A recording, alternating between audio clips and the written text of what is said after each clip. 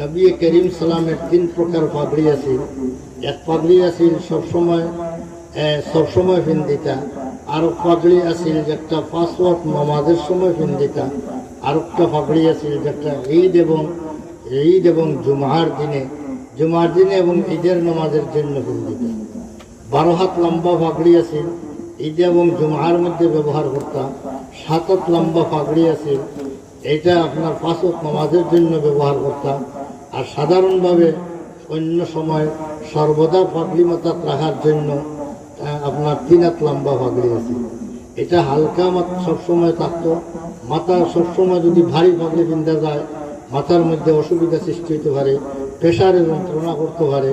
এ কারণে মাথার মধ্যে হালকা পাগড়ি রাখা হইতো।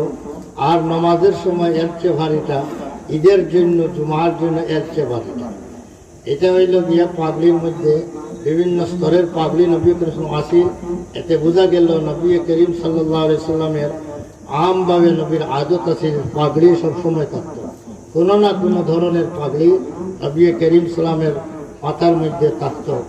আজকাল এই সুন্নতটা আমভাবে ওলামায়ে কেরাম থেকে বিলুপ্ত হয়ে গেছে। আগে আলিম হইলেই পাগড়ি থাকতো মাথার মধ্যে, এখন আমভাবে ওলামায়ে কেরাম থেকে এটা বিলুপ্ত হয়ে গেছে গিয়া। এখন তবলিগ জমাতো গেলে দেখা যায় এরা সুন্নতর জিন্দেগি যখন সময় বয়ান শুনে সুন্নতি জিন্দেগি, তখন সুন্নতি লেবাস পোশাকের যখন আলোচনা শুনে তখন দেখে যে এর মাঝে পাগড়ির কথাও আছে, তখন তারা পাগড়ি পিনবে। সাধারণ পাবলিক বেটায় পাগড়ি পিনবে, নেশা বলে টিটকারি করেন, দেখো মাদ্রাসাতে একদিন গেছে না মাথা পাগড়ি বেরিয়েছে। এটা মাদ্রাসার কোনো লেবাস নাই, এটা হইল নবীর সুন্নতি লেবাস। এটা নমাজও পাগড়ি লইয়া নমাজ পড়লে আনা পাগড়ির নমাজের চেয়ে 70 গুণ বাড়িয়ে সব পাওয়া যায়। এ কারণে এই পাগড়ি একটা নমাজের আলাদা একটা লেবাস। নমাজ কবিরের মধ্যে ইব্রাহিম হলবি রহমতুল্লাহ আলাইহি 3 কাপড় নমাজের মধ্যে মুস্তাহাব। একটা হইল ইজার লঙ্গি, আর একটা হইল এর উপরে চাদর বা কুর্তা, আর এর উপরে মাথার লেবাস হইল পাগড়ি। ইমামা তাইলে মাথার মধ্যে খালি মাথায় নমাজ পড়া মাকরুহ, টুপি থাকতো আর এর উপরে পাগড়ি হইতো। খালি টুপি ছাড়াও পাগড়ি পিন্ধিলে এটা কোনো অসুবিধা নাই। তবে পাগড়ির উপরে তকির উপরে পাগড়িটা পিন্ধা হইলে উত্তম। তবে মাথা উদলা রাখিয়া নমাজ পড়া সিস্টেম বর্তমানে যে চলবি হলে আপনার লেমটা মাথায় নমাজ পড়েন, এটা কিন্তু ইসলামের নীতি নাই। যদি এরা হাদিস মানিয়ে থাকে, রসুল মানিয়ে থাকে, তাহলে রসুল তো উদা মাথায় কোনোদিন নমাজ পড়ছেন না।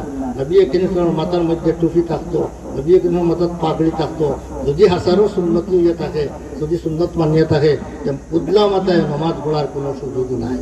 আল্লাহ পাকে আমরা সবাই দিনের উপরে অটল থাকার তৌফিক দান করুক। এর সাথে সাথে মাথার পাগড়ি থাকবো, খাওয়ার সময় বিছনা দস্তরখা বিছাইয়া খানা খাইবা। এখন বর্তমানে আমভাবে দস্তরখার কুরবানি হয়ে গেছে গিয়া। চেয়ার টেবিল বাড়াইয়া দস্তরখা দুনিয়া থেকে বিলুপ্ত হয়ে গিয়া। চেয়ার টেবিল খাওয়া এটা খেলাফে সুন্নত, এটারে পরিহার করিয়া দস্তরখা বিছাইয়া খাওয়ার আগে সামনে খানা যেন বইবা, এখানের মধ্যে দস্তরখার উপরে বইতে না, এখানের মধ্যে আলাদা হাল প্লেট থাকতো। কিচ্ছু পড়লে তুলিয়া খাইবার লাগিয়া এটা নিচে একটা এহতেরাম, খানার এহতেরাম নিচে একটা কাপড় থাকা অথবা চামড়া বা একটা কোনো একটা বস্তু নিচে রাখা, এটা হইল সুন্নত।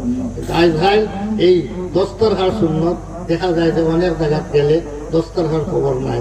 অনেক মাদ্রাসাত গেলে দেখা যায় ওয়াজও গিয়ে দস্তরখান নাই, এমনি বর্তমানে এখন গেলে দস্তরখান নাই। তাহলে মসজিদ মদরসা জানতেন মিয়াসা বহুত যারা হামিলে সুন্নত, এরার মাঝেও যদি সুন্নত উঠি গেল গিয়া, তাহলে ইংরেজি শিক্ষিত তার কাছ থেকে তো 1000 বার উঠিবার কথা। এ কারণে আমরা টুকাইয়া সুন্নতে সিরাতুন নবীর মাহফিল হলে হইতো না, টুকাইয়া নবীর জিন্দেগির আমালগুলা আমরা জীবনের মধ্যে প্রতিষ্ঠিত করার আমরা চেষ্টা করতে হবে। ওয়া আখিরু দাওয়ানা আলহামদুলিল্লাহি রাব্বিল আলামিন।